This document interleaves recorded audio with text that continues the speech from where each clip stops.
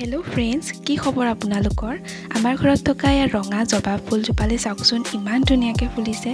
বাৰু আপোনালোকে জবা ফুলৰ চাহ খাই পাইছেনে? মই পোৱা নাই, ভাবিলোঁ আজি ট্ৰাই কৰোঁ। তাৰ কাৰণে মই ইয়াত জবা ফুল শুকুৱাই থৈছিলোঁ, সেইখিনি ভালকৈ ধুই ল'লোঁ আৰু 2 কাপ জোখাৰে পানী দি লৈছোঁ।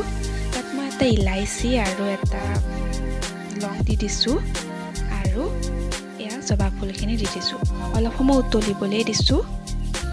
তাৰ পাছত এইখিনি ধুনীয়াকৈ চাকি ল'লোঁ আৰু ইয়াত অকণমান মৌজোল এড কৰিছোঁ।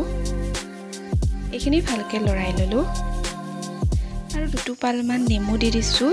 নেমু দিয়াৰ লগে লগে ৰংটো চাওকচোন ইমান ধুনীয়া হৈছে আৰু ই বেনিফিচিয়েলো হয়। এয়া আমাৰ হৈ গ'ল ৰেডি হিবিস্কাছ টি।